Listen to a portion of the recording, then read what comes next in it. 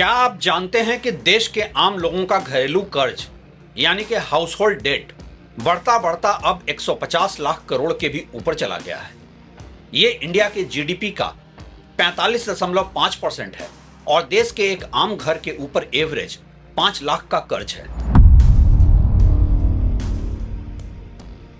157 trillion रुपया या 157 लाख करोड़ के कर्ज का मतलब है 1.7 ट्रिलियन डॉलर, जबकि देश की जीडीपी है लगभग 4.15 ट्रिलियन डॉलर या 346 लाख करोड़। ये आंकड़े उस भारतीय समाज के लिए भयावह हैं जहां कर्ज मजबूरी में लिया जाता रहा है, ना कि कंजम्पशन यानी उपभोग के लिए। और आज कंज्यूमर लोन का शेयर है 58.4%, मतलब 118 लाख 60 हजार करोड़, और हाउसिंग लोन है महज 26.3%, 41 लाख 20 हजार करोड़। इसका मतलब ये कि आम इंडियन घर कोई असेट क्रिएशन के लिए कर्ज नहीं ले रहे, वो कंजम्पशन के लिए कर्ज ले रहे हैं या फिर घरेलू जरूरतों की कमी को पूरा करने के लिए कर्ज में डूब रहे हैं।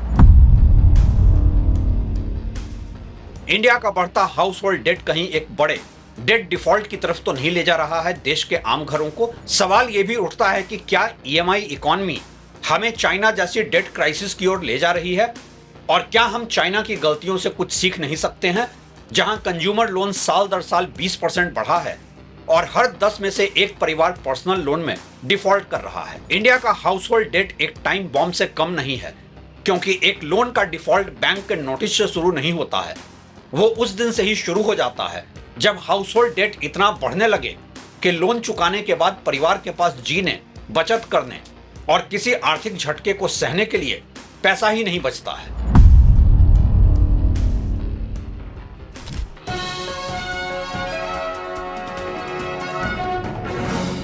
नमस्कार, आप देख रहे हैं track to reality with Ravi Sinha. मान लीजिए एक परिवार है, आकाश और नेहा का। दोनों नौकरी करते हैं। कंबाइंड टेक होम सैलरी करीब 1,40,000 रुपए महीना है। उन्होंने 8 साल पहले एक फ्लैट खरीदा था।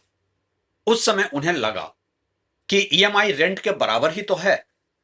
आज उस होम लोन की ईएमआई 42,000 है। फिर बच्चों के लिए बड़ी गाड़ी की जरूरत महसूस हुई, 17,000 रुपए कार लोन का ईएमआई। घर के इंटीरियर और एक मेडिकल इमरजेंसी के लिए पर्सनल लोन ले लिया, 11,000 रुपए महीना। 2 क्रेडिट कार्ड्स हैं, मिनिमम ड्यू और ईएमआई कन्वर्जन मिलाकर करीब 9,000। इसके अलावा school fees, maintenance, insurance, parents की दवाइयां, ग्रोसरीज और बिजली पानी का खर्च। कागज पर यह परिवार गरीब नहीं है, इसका क्रेडिट स्कोर भी अच्छा है। कोई ईएमआई अभी तक बाउंस नहीं हुई है। बैंक की नजर में अभी भी ये एक प्राइम बोरोवर है, लेकिन महीने के तीसरे सप्ताह तक इसके बैंक के खाते में मुश्किल से 5,000 से 10,000 रुपए बचते हैं। अब कल्पना कीजिए, कंपनी बोनस देना बंद कर देती है, एक सैलरी 2 महीने लेट हो जाती है, मेडिकल खर्च 2 लाख का आ जाता है अचानक, या फिर दोनों में से किसी एक की नौकरी चली जाती है। इस परिवार का संकट उस दिन शुरू नहीं होगा जिस दिन बैंक इसे डिफॉल्टर घोषित करेगा। संकट उस दिन शुरू हो चुका था जब इनकी भविष्य की कमाई का अधिकांश हिस्सा पहले ही ईएमआई के रूप में बेच दिया गया था। आज का सवाल यह नहीं है कि भारत में हाउस होल्ड डेट बढ़ रहा है या नहीं, यह तो स्पष्ट है। कहीं बड़ा सवाल है, क्या भारत एक बड़े हाउस होल्ड डेट डिफॉल्ट की तरफ बढ़ रहा है? क्या होम लोन से ज्यादा खतरनाक personal loan, credit card, consumer durable, gold loan और ऐप बेस्ड लेंडिंग का जाल बन रहा है? और सबसे महत्वपूर्ण सवाल, चाइना ने प्रॉपर्टी और हाउस होल्ड बैलेंस शीट के साथ जो गलतियां की, क्या भारत वही कहानी एक अलग रास्ते से दोहरा रहा है? भारत पर कुल कर्ज कितना है? सबसे पहले एक जरूरी क्लैरिफिकेशन, हाउस होल्ड डेट का कोई ऐसा आंकड़ा नहीं है जिस पर सभी डेटाबेस पूरी तरह सहमत हों। आरबीआई, बीआईएस और क्रेडिट ब्यूरो की डेफिनेशंस, कवरेज और रिपोर्टिंग डेट्स अलग हो सकती हैं। आरबीआई से जुड़े हालिया एस्टिमेट्स में भारत के हाउस होल्ड डेट को जीडीपी के लो 40% से ऊपर के रेंज में रखा गया है। आरबीआई डिप्टी गवर्नर के जुलाई 2025 के भाषण में 2024 के लिए हाउस होल्ड डेट लगभग 43% ऑफ जीडीपी बताया गया था। दिसंबर 2025 की फाइनेंशियल स्टेबिलिटी रिपोर्ट से जुड़े आंकड़ों में मार्च 2025 के अंत में यह अनुपात लगभग 41.3% बताया गया, जबकि 5 वर्ष का औसत करीब 38.3% था। इसलिए एग्जैक्ट डेसिमल से ज्यादा महत्वपूर्ण संदेश आरबीआई का यह है कि हाउसहोल्ड लीवरेज बढ़ा है, लेकिन अभी भी कई विकसित और कुछ इमर्जिंग इकोनॉमीज की तुलना में कम है। लेकिन सिर्फ इसी आधार पर यह कहना कि भारत का हाउसहोल्ड डेट अमेरिका या चाइना से कम है, इसलिए चिंता की कोई बात नहीं है, एक अधूरा आर्गुमेंट है। डेट टू जीडीपी एक थर्मामीटर है, पूरी डायग्नोसिस नहीं। मान लीजिए दो देशों में हाउसहोल्ड डेट जीडीपी का 40% है। पहले देश में डेट ऊंची और स्थिर इनकम वाले लोगों के पास है, मॉर्गेज रेट फिक्स्ड है, सोशल सिक्योरिटी मजबूत है, हेल्थ इमरजेंसी का खर्च सरकार या इंश्योरेंस उठाती है। वहीं दूसरे देश में debt lower middle class income परिवारों, गिग वर्कर्स और अस्थायी नौकरी वाले युवाओं के पास है। लोन की इंटरेस्ट रेट 18% से 30% है। मेडिकल इमरजेंसी के लिए भी पर्सनल लोन लेना पड़ता है। अब दोनों देशों का डेट टू जीडीपी समान हो सकता है, लेकिन डिफॉल्ट रिस्क एक जैसा नहीं होता। भारत में इसलिए 4 सवाल पूछने होंगे। पहला, कर्ज किसके पास है? दूसरा, कर्ज किस काम के लिए लिया गया? तीसरा, उसकी इंटरेस्ट कॉस्ट कितनी है? और चौथा, बोरोवर की इनकम कितनी स्टेबल है? आंकड़ों से पढ़े आप देख सकते हैं कि कैसे आज देश में हर तरह का रिटेल लोन बेतहाशा बढ़ रहा है। मार्च 2026 तक centre for research in international finance Cliff high mark के ब्रॉड रिटेल क्रेडिट डेटाबेस के अनुसार भारत का रिटेल लोन पोर्टफोलियो लगभग 170.2 लाख करोड़ रुपए का था, जो एक वर्ष में करीब 16.6% बढ़ा। इसके भीतर होम लोन पोर्टफोलियो लगभग 44.4 लाख करोड़ और उसका ग्रोथ करीब 9.4%। पर्सनल लोन 12.9% ग्रोथ के साथ लगभग 16.5 lakh crore. Gold loans 50.4% growth के साथ लगभग 18.6 lakh crore. Consumer durable loans 20.8% growth के साथ लगभग 1 lakh crore. Two wheeler loans करीब 15.1% बढ़े। क्रेडिट कार्ड पोर्टफोलियो लगभग 3.4 लाख करोड़ पर ब्रॉडली फ्लैट रहा, इसलिए एक्टिव कार्ड अकाउंट्स बढ़े। क्रिफ की ब्रॉड कंजम्पशन लोन्स कैटेगरी लगभग 118.6 लाख करोड़ तक पहुंची और सालाना करीब 15.3% बढ़ी। ध्यान रहे कि यह क्लासिफिकेशन केवल रेस्टोरेंट या शॉपिंग जैसी डिस्क्रिशनरी कंजम्पशन नहीं बताती, इसमें कई रिटेल क्रेडिट प्रोडक्ट शामिल होते हैं। इस डेटा में पहली महत्वपूर्ण बात यह है कि हर लोन कैटेगरी एक ही गति से नहीं बढ़ रही। Home loan growth high single digit है। क्रेडिट कार्ड आउटस्टैंडिंग पोर्टफोलियो उस अवधि में ब्रॉडली फ्लैट रहा, इसलिए यह कहना कि हर भारतीय क्रेडिट कार्ड पर अनकंट्रोल्ड शॉपिंग कर रहा है, डेटा के अनुसार एक्सएजरेशन होगा। लेकिन दूसरी तरफ गोल्ड लोन में 50% से अधिक ग्रोथ और पर्सनल तथा कंज्यूमर ड्यूरेबल लोन्स में डबल डिजिट ग्रोथ को नजरअंदाज भी नहीं किया जा सकता। गोल्ड लोन का बढ़ना कई चीजें बता सकता है। ग्रामीण और छोटे शहरों में फॉर्मल क्रेडिट की पहुंच बढ़ी। बैंक और एनबीएफसी ने गोल्ड बैक्ड लेंडिंग को एग्रेसिवली बढ़ाया। गोल्ड प्राइस बढ़ने से उसी ज्वेलरी पर ज्यादा लोन मिल सका। लेकिन इससे यह भी संकेत मिलता है कि परिवार रोजमर्रा के कैश फ्लो गैप को भरने के लिए अपनी आखिरी लिक्विड सोशल सिक्योरिटी सोना गिरवी रख रहे हैं।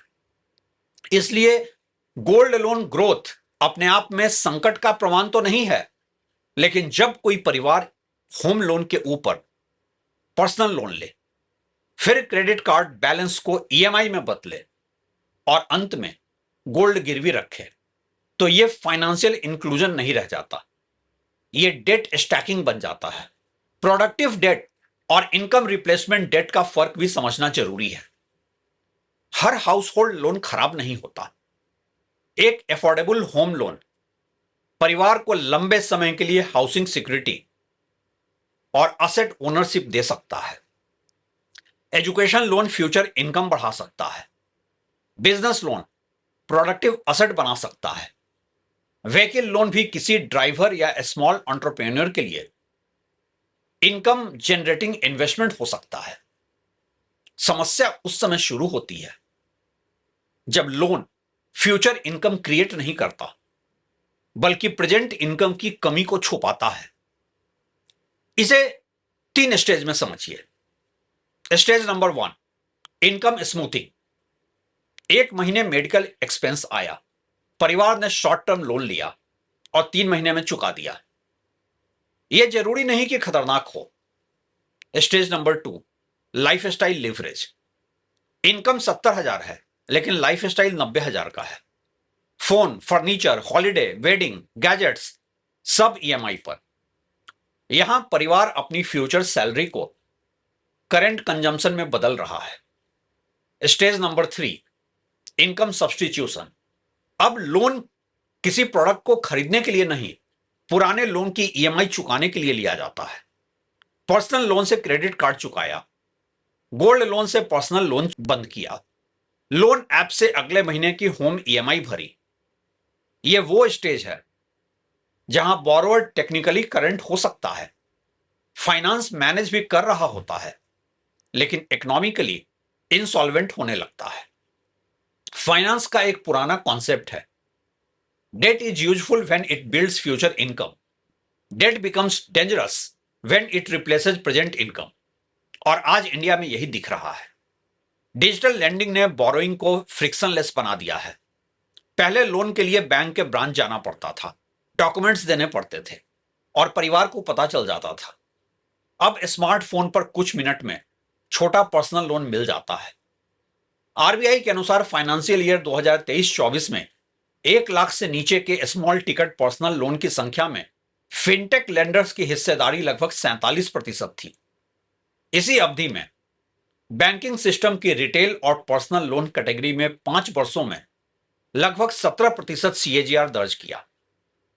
टेक्नोलॉजी ने क्रेडिट को डेमोक्रेटिक बनाया है, लेकिन जिस क्रेडिट अप्रूवल में ह्यूमन कन्वर्सेशन नहीं है, उसमें बोरोवर की फाइनेंशियल डिस्ट्रेस भी दिखाई नहीं देती। एल्गोरिथम यह देखता है कि आपकी सैलरी आई या नहीं, आपका पेमेंट हिस्ट्री क्या है, आपके फोन और ट्रांजैक्शन पैटर्न्स क्या हैं। लेकिन एल्गोरिथम हमेशा यह नहीं समझ पाता कि आपके पिता की सर्जरी होने वाली है, आपकी नौकरी में अगले महीने कॉन्ट्रैक्ट रिन्यू हो रही है या नहीं, आपका घर पोजीशन डिस्प्यूट में फंसा हुआ है या नहीं, या आप 5 अलग अलग लेंडर से छोटे छोटे लोन लेकर एक दूसरे की ईएमआई तो नहीं चला रहे हैं। असली वार्निंग सिग्नल कहां है? आरबीआई की 2024 फाइनेंशियल स्टेबिलिटी एनालिसिस में एक चिंताजनक पैटर्न सामने आया था। पर्सनल लोन और क्रेडिट कार्ड बोरोवर्स का एक बड़ा हिस्सा किसी दूसरे रिटेल लोन जैसे होम या व्हीकल लोन का भी बोरोवर था। छोटे पर्सनल लोन्स में मल्टीपल बोरोइंग और ओवरड्यू का कॉन्सेंट्रेशन बहुत अधिक दिखाई दिया। 50,000 रुपए से कम के पर्सनल लोन लेने वाले बोरोवर्स में लगभग 11% के लोन ओवरड्यू थे और इनमें से 60% से अधिक ने उसी फाइनेंशियल ईयर में 3 से अधिक लोन लिए थे। आरबीआई की चिंता यह थी कि पहला डिफॉल्ट छोटे अनसिक्योर्ड लोन में हो सकता है, लेकिन इनकम स्ट्रेस बाद में बड़े सिक्योर्ड लोन तक पहुंच सकता है। इसे एक उदाहरण से समझिए। किसी व्यक्ति पर 35 लाख का होम लोन है, 6 लाख का कार लोन है, 2 लाख का पर्सनल लोन है, 80,000 क्रेडिट कार्ड बैलेंस है। अगर इनकम शॉक आता है तो बोरोवर सबसे पहले किस लोन को बचाएगा? वो होम लोन और कार लोन को बचाने की कोशिश करेगा, क्योंकि वहां असेट खोने का खतरा है। इसलिए वो पहले क्रेडिट कार्ड या पर्सनल लोन में डिफॉल्ट करेगा। बैंकिंग डेटा में यह दिखाई देगा कि अनसिक्योर्ड लोन में स्ट्रेस है, लेकिन होम लोन बुक अभी सुरक्षित है। पर यदि इनकम वापस नहीं आई तो 6 महीने बाद वही स्ट्रेस होम लोन तक पहुंच सकता है। यही क्रॉस डिफॉल्ट ट्रांसमिशन होता है। इकोनॉमिक सर्वे 2024-25 से जुड़े आंकड़ों में सितंबर 2024 तक नए रिटेल एनपीएज में अनसिक्योर्ड लोन स्लिपेज का हिस्सा लगभग 51.9% बताया गया था। इसका अर्थ यह नहीं है कि आधे पर्सनल लोन डिफॉल्ट हो गए। इसका अर्थ है कि उस समय रिटेल पोर्टफोलियो में जो नए स्ट्रेस्ड अकाउंट बने, उनमें अनसिक्योर्ड सेगमेंट की भूमिका डिस्प्रोपोर्शनेटली हाई थी। दूसरी वार्निंग है, यंग बोरोवर्स, मार्च 2026 की ट्रांस यूनियन सिविल एनालिसिस के अनुसार दिसंबर 2025 क्वार्टर में क्रेडिट मार्केट हेल्थ इंडेक्स सुधरा, लेकिन फर्स्ट टाइम बोरोवर की संख्या बढ़ रही थी। फर्स्ट टाइम बोरोवर के बीच पर्सनल लोन ऑरिजिनेशंस लगभग 20% और कंज्यूमर ड्यूरेबल लोन्स के करीब 22% बढ़े। 35 वर्ष से कम आयु के बोरोवर्स फर्स्ट टाइम बोरोवर्स का लगभग 58% थे। यंग बोरोवर्स का फॉर्मल क्रेडिट सिस्टम में आना अपने आप में अच्छी बात हो सकती है, लेकिन इंडिया जैसी इकोनॉमी और जॉब मार्केट में उनकी फाइनेंशियल लाइफ में 3 रिस्क होते हैं। उनकी इनकम अभी पीक पर नहीं पहुंची है, एम्प्लॉयमेंट सिक्योरिटी कम हो सकती है और क्रेडिट साइकिल का पर्सनल एक्सपीरियंस लिमिटेड हो सकता है। जिस युवा ने केवल राइजिंग सैलरी और राइजिंग प्रॉपर्टी मार्केट देखा है, वो 18 महीने की बेरोजगारी, सैलरी कट या प्रोलॉन्ग्ड रिसेशन की कल्पना नहीं करता।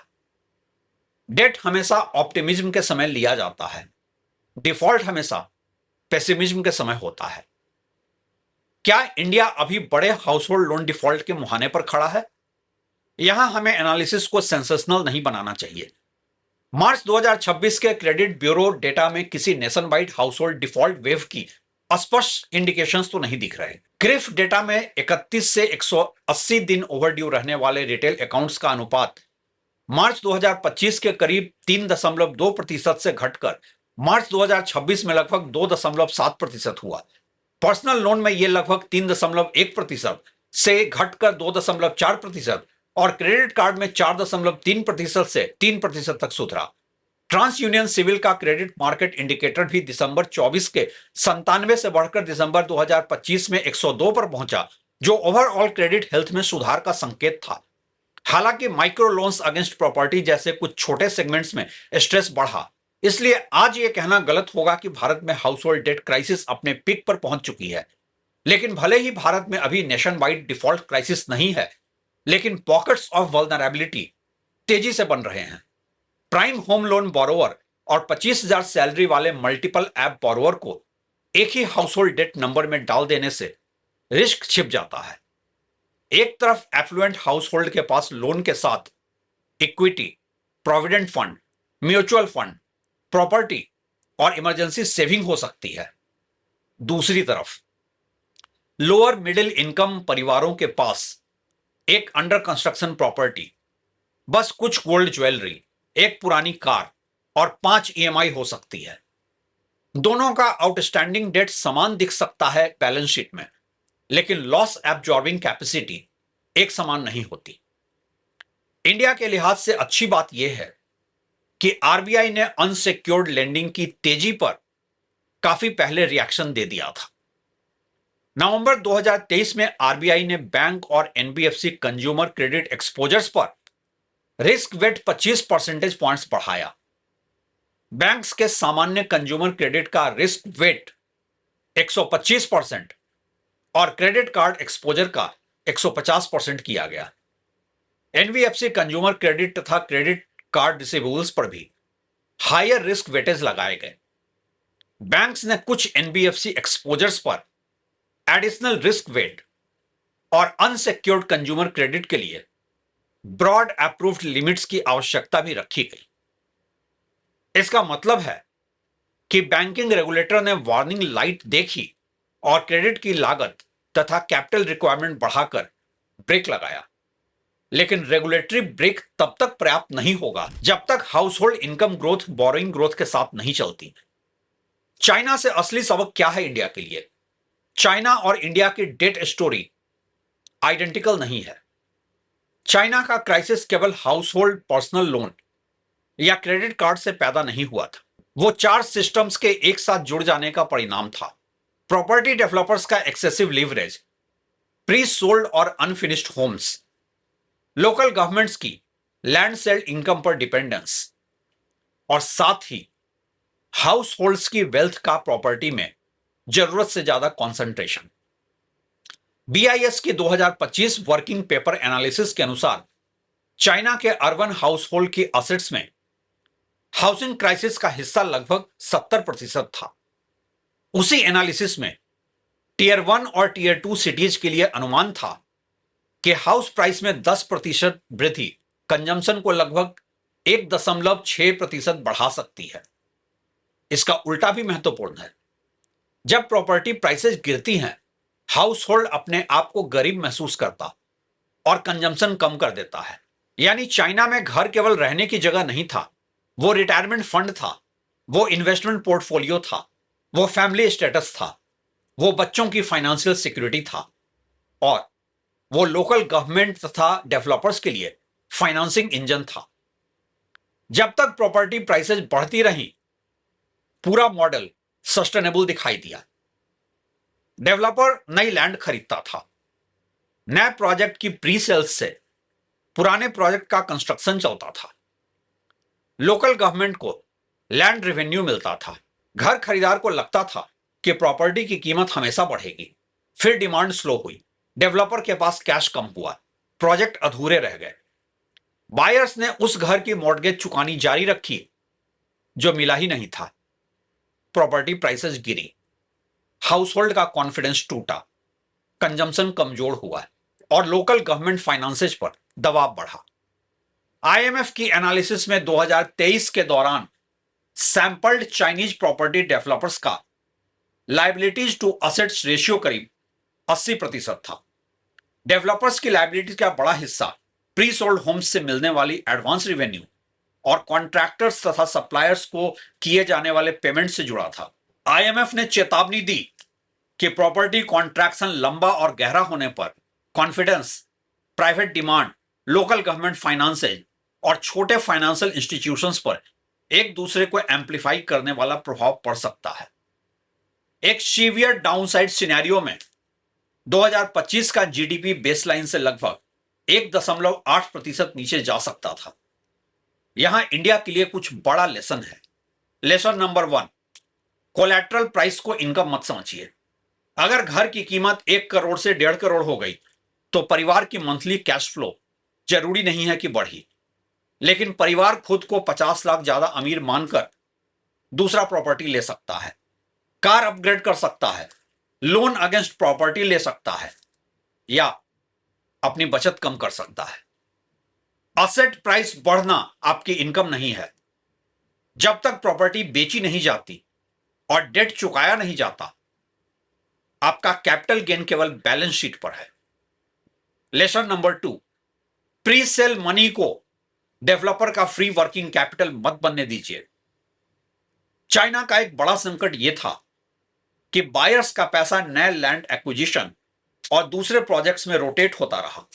इंडिया में रेरा और प्रोजेक्ट वाइज एस्क्रो की व्यवस्था इसी रिस्क को रोकने के लिए की गई थी, लेकिन कमजोर इन्फोर्समेंट, डायवर्जन, डिलेड अप्रूवल्स और स्टॉल्ड प्रोजेक्ट्स के कारण बायर आज भी दोहरी मार झेल सकता है।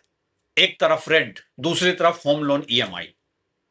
ऐसा बोरोवर बैंक डेटा में तब तक परफॉर्मिंग दिखेगा जब तक कि उसकी सेविंग पूरी तरह खत्म नहीं हो जाती। लेसन नंबर 3, बैड डेट को समय देकर गुड डेट नहीं बनाया जा सकता। चाइना में लंबे समय तक यह एजम्पशन रहा कि लार्ज डेवलपर्स को अल्टीमेटली सपोर्ट मिल जाएगा और प्रॉपर्टी डिमांड लौट आएगी, लेकिन अगर प्रोजेक्ट इकोनॉमिकली वायबल ही नहीं है तो मैच्योरिटी एक्सटेंशन केवल समस्या को आगे बढ़ा देना है। इंडिया में भी स्ट्रेस्ड बिल्डर, एनबीएफसी या बोरोवर को बार बार रिस्ट्रक्चरिंग देकर एलाइव रखना सॉल्यूशन नहीं है। जल्दी loss recognition, forensic audit, asset sale और प्रोजेक्ट कंप्लीशन ज्यादा जरूरी है। लेसन नंबर 4, डेट क्राइसिस से पहले कंजम्पशन क्राइसिस आती है। जब घर की कीमत गिरती है या ईएमआई बढ़ती है, परिवार सबसे पहले बैंक डिफॉल्ट नहीं करता, वो रेस्टोरेंट जाना बंद कर देता है, फोन अपग्रेड बंद कर देता है, हॉलिडे कैंसिल करता है, इंश्योरेंस पॉलिसी लैप्स करता है, बच्चे की कोचिंग और हेल्थ केयर पोस्टपोन करता है। यानी बैंकिंग क्राइसिस से पहले इकोनॉमी में डिमांड स्लोडाउन आ सकता है। 2025 की बीआईएस प्रॉपर्टी प्राइस स्टैटिस्टिक्स में चाइना के रियल रेजिडेंशियल प्रॉपर्टी प्राइसेज सालाना लगभग 6% नीचे थे, जबकि इंडिया में करीब 1% ऊपर। इसका अर्थ है कि भारत अभी चाइना जैसी nation wide property price collapse की स्थिति में नहीं था। लेकिन चाइना की कहानी हमें बताती है कि वंस कॉन्फिडेंस ब्रेक्स, प्रॉपर्टी और कंजम्पशन एक दूसरे को नीचे खींच सकते हैं। भारत के लिए 3 संभावित सिनेरियो हैं। Scenario 1, soft landing. यह सबसे फेवरेबल और फिलहाल अधिक प्रोबेबल सिनेरियो है। एम्प्लॉयमेंट और सैलरी ग्रोथ बनी रहती है, इंटरेस्ट रेट स्टेबल या धीरे धीरे कम होती है। आरबीआई के risk wait measures unsecured loan growth को मॉडरेट करते हैं। बैंक्स बेहतर अंडरराइटिंग करते हैं। ओवरऑल डीलिंक्वेंसी नियंत्रित रहती है। इस स्थिति में हाउसहोल्ड डेट बढ़ता रहेगा, लेकिन इनकम और फाइनेंशियल असेट्स भी साथ बढ़ेंगे। डिफॉल्ट किसी पॉकेट में तो होगा, सिस्टम वाइड नहीं। Scenario 2, consumption squeeze. यह अधिक गंभीर और काफी रियलिस्टिक रिस्क है। जब फॉर्मल सैलरी ग्रोथ धीमी हो जाए, गिग और इनफॉर्मल एम्प्लॉयमेंट की इनकम अनस्टेबल रहे, मेडिकल, एजुकेशन और हाउसिंग खर्च तेजी से बढ़ें, प्रॉपर्टी प्राइसेस नॉमिनली बढ़ें, लेकिन रेंटल यील्ड और हाउसहोल्ड कैश फ्लो न बढ़ें, ऐसे में लोग ईएमआई तो चुकाते रहेंगे, लेकिन कंजम्पशन कम करेंगे। बैंक एनपीए इमीडिएटली नहीं बढ़ेगा, पर ऑटो सेल्स कमजोर हो सकती है, कंज्यूमर ड्यूरेबल डिमांड स्लो हो सकती है, छोटे बिजनेसेस की रेवेन्यू घट सकती है, जीएसटी और इनडायरेक्ट टैक्स ग्रोथ पर असर पड़ सकता है। इसे आप बैलेंस शीट रिसेशन लाइट कह सकते हैं। लोग इनकम खर्च करने की बजाय पुराने डेट को सर्विस करने में लगाते हैं। Scenario 3, default cascade. यह कम प्रोबेबल लेकिन हाई इंपैक्ट सिनेरियो है। एक साथ 3 बड़े शॉक जब आ जाएं, employment slowdown, property market stagnation या सिलेक्टेड सिटी करेक्शन और एनबीएफसी तथा फिनटेक फंडिंग स्ट्रेस। सबसे पहले स्मॉल टिकट पर्सनल लोन और क्रेडिट कार्ड डिफॉल्ट्स बढ़ेंगे, फिर गोल्ड लोन ऑक्शंस और व्हीकल रिपोजिशंस बढ़ेंगी। उसके बाद stressed household home EMI miss करना शुरू कर सकता है। बैंक सिक्योर्ड कोलैटरल को बेचने की कोशिश करेंगे, लेकिन यदि बड़ी संख्या में प्रॉपर्टीज मार्केट में आ जाएं और नया बायर ही ना हो, तो कोलैटरल वैल्यू भी गिर सकती है। यही वो पॉइंट है जहां individual default macro economic problem बनता है।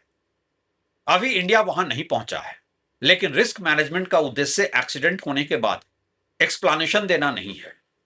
एक्सीडेंट से पहले स्पीड कम करना है। इंडिया को अभी क्या करना चाहिए? कुछ प्रिकॉशनरी स्टेप्स जरूरी हैं। पहला, क्रेडिट स्कोर के साथ total EMI to income ratio evaluation. आज किसी बोरोवर का क्रेडिट स्कोर अच्छा हो सकता है, जबकि उसकी सैलरी का 60% ईएमआई में जा रहा हो। हर लेंडर को केवल अपने लोन की अफोर्डेबिलिटी नहीं, बोरोवर के सभी लोन्स की कंबाइंड ईएमआई देखनी चाहिए।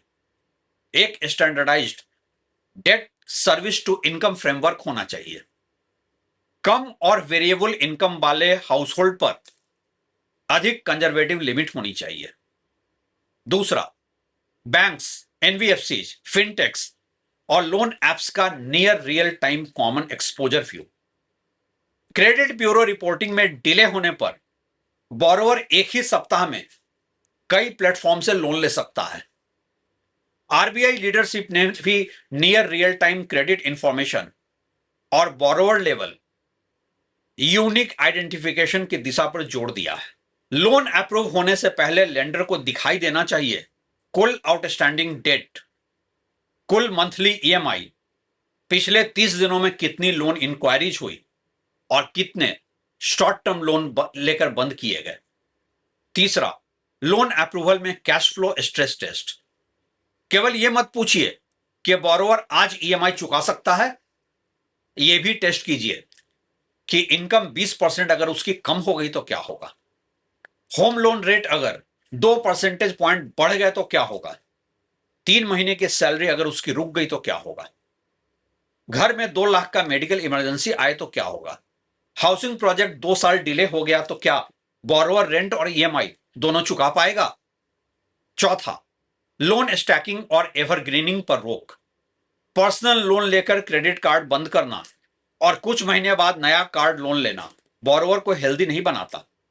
लेंडर को बैलेंस ट्रांसफर और जेन्युइन डेट कंसोलिडेशन, साथ ही हिडन एवरग्रीनिंग में अंतर करना होगा। पांचवा, होम बायर मनी की स्ट्रिक्ट प्रोजेक्ट लेवल प्रोटेक्शन। हर प्रोजेक्ट का एस्क्रो जेन्युइनली रिंग फेंस्ड होना चाहिए। बायर पेमेंट को लैंड स्पेकुलेशन या दूसरे प्रोजेक्ट में डाइवर्ट न किया जा सके। प्रोजेक्ट कंप्लीशन मॉनिटरिंग इंडिपेंडेंट हो। डिफॉल्टिंग बिल्डर से मैनेजमेंट कंट्रोल समय रहते लेना चाहिए और कॉम्पिटेंट कंप्लीशन एजेंसी को दे दिया जाना चाहिए। चाइना का लेसन साफ है, पहले घर कंप्लीट कराइए, फिर डेवलपर और लेंडर की बैलेंस शीट बचाइए। छठा, कंज्यूमर इंसॉल्वेंसी और डेट काउंसलिंग। भारत में कॉर्पोरेट इंसॉल्वेंसी की चर्चा बहुत होती है, लेकिन डिस्ट्रेस्ड इंडिविजुअल बोरोवर के लिए प्रैक्टिकल, एफोर्डेबल और डिग्निफाइड रीस्ट्रक्चरिंग मैकेनिज्म बहुत लिमिटेड है। हर फाइनेंशियल डिस्ट्रेस फ्रॉड नहीं होता। जॉब लॉस, बीमारी या बिजनेस फेलियर के बाद बोरोवर को regulated debt counselling, temporary payment relief और स्ट्रक्चर्ड सेटलमेंट का रास्ता मिलना चाहिए। इससे रिकवरी एजेंट्स की हैरासमेंट भी कम होगी और लेंडर को रियलिस्टिक रिकवरी मिलेगी। सातवां, ईएमआई नहीं टोटल कॉस्ट दिखाइए। केवल 2,999 महीना सबसे मिसलीडिंग फाइनेंशियल लैंग्वेज हो सकती है। बोरोवर को अप्रूवल स्क्रीन पर बड़े अक्षरों में दिखना चाहिए। प्रिंसिपल कितना है, टोटल इंटरेस्ट कितना है, प्रोसेसिंग और इंश्योरेंस चार्जेस क्या हैं, इफेक्टिव एनुअल इंटरेस्ट रेट क्या है और एक ईएमआई मिस होने पर टोटल पेनल्टी कितनी होगी। आठवां, हाउस होल्ड इनकम और सोशल सिक्योरिटी पर फोकस। अंततः हाउस होल्ड डेट की समस्या केवल बैंकिंग रेगुलेशन से सॉल्व नहीं हो सकती। परिवार मेडिकल इमरजेंसी के लिए लोन क्यों लेता है? बच्चों के हायर एजुकेशन के लिए अपना पूरा भविष्य गिरवी क्यों रखना पड़ता है? रिटायरमेंट के लिए गोल्ड और प्रॉपर्टी ही एकमात्र सिक्योरिटी क्यों है देश में? जब एसेंशियल सर्विसेज की लागत इनकम से तेजी से बढ़ती है, लोन कंजम्पशन किसी का चॉइस नहीं रहता, वो सर्वाइवल मैकेनिज्म बन जाता है। तो क्या इंडिया एक बड़े हाउस होल्ड डेट डिफॉल्ट की तरफ नहीं जा रहा है? आज पब्लिक डोमेन में अवेलेबल डेटा के आधार पर साफ तौर पर कहा जा सकता है कि अभी नेशन वाइड डिफॉल्ट क्राइसिस नहीं शुरू हुआ है। ओवरऑल रिटेल डिलिक्वेंसी में थोड़ा सुधार दिखाई देता है। बैंकिंग सिस्टम ने अनसिक्योर्ड क्रेडिट पर ब्रेक लगाया है। Household debt to GDP अभी भी कई देशों से कम है। इंडिया की प्रॉपर्टी प्राइसेस भी चाइना जैसी नेशन वाइड प्रोलॉन्ग डिक्लाइन में नहीं है। लेकिन इसका यह अर्थ नहीं है कि इंडिया में कोई खतरा ही नहीं है। खतरा एग्रीगेट नंबर के अंदर छिपा हुआ है। युवा first time borrowers, multiple personal loans, income से तेज बढ़ती ईएमआई, गोल्ड गिरवी रखकर कैश फ्लो चलाना, अंडर कंस्ट्रक्शन घर पर रेंट और ईएमआई दोनों, और कंजम्पशन को भविष्य की सैलरी से फाइनेंस करना। इंडिया शायद चाइना की एग्जैक्ट रोड पर नहीं है। चाइना का संकट प्रॉपर्टी डेवलपमेंट मशीन से शुरू हुआ था। इंडिया का एक संभावित संकट एक फ्रैगमेंटेड ईएमआई इकोनॉमी से शुरू हो सकता है, जहां हर लोन छोटा दिखाई देता है, लेकिन परिवार के स्तर पर उनका टोटल असहनीय हो जाता है। और सबसे बड़ी गलती यह होगी कि हम डिफॉल्ट डेटा का इंतजार करें, क्योंकि हाउस होल्ड डेट क्राइसिस उस दिन शुरू नहीं होती जब लाखों लोग ईएमआई देना बंद करने पर मजबूर हो जाते हैं। वो उस दिन शुरू होती है जब लाखों परिवार ईएमआई देने के लिए अपनी बचत बंद कर देते हैं, इंश्योरेंस छोड़ देते हैं, हेल्थ केयर पोस्टपोन करते हैं, बच्चों की जरूरत काटते हैं और नए लोन से पुराना लोन चुकाने लगते हैं। डेट क्राइसिस एक बड़ा धमाका बनकर अचानक एक दिन नहीं आती। वो पहले करोड़ों घरों के अंदर एक छोटी सी मंथली कॉम्प्रोमाइज बनती है। फिर वही कॉम्प्रोमाइज कंजम्पशन को मारती है, कंजम्पशन बिजनेस को मारता है, बिजनेस एम्प्लॉयमेंट को मारता है और कमजोर एम्प्लॉयमेंट आखिरकार लोन रीपेमेंट को मारता है। यही चाइना से सबसे बड़ा लेसन है। प्रॉपर्टी प्राइसेज और इजी क्रेडिट किसी देश को कुछ समय के लिए अमीर महसूस करा सकते हैं, लेकिन अस्थायी प्रॉस्पेरिटी केवल house hold income, productivity, savings और फाइनेंशियल सिक्योरिटी से आती है। इंडिया को क्रेडिट ग्रोथ रोकने की जरूरत नहीं है, लेकिन यह सुनिश्चित करने की जरूरत जरूर है कि क्रेडिट इनकम को बढ़ाए, इनकम की कमी को छिपाए नहीं। क्योंकि जिस दिन loan growth house hold income growth से लंबे समय तक आगे निकल गई, उस दिन सवाल यह नहीं रहेगा कि डिफॉल्ट होगा या नहीं। सवाल केवल यह रहेगा कि पहले कौन डिफॉल्ट करेगा और उसका नुकसान आखिर कौन उठाएगा। Are we just delaying the inevitable household debt crisis? Fingers crossed. शुक्रिया।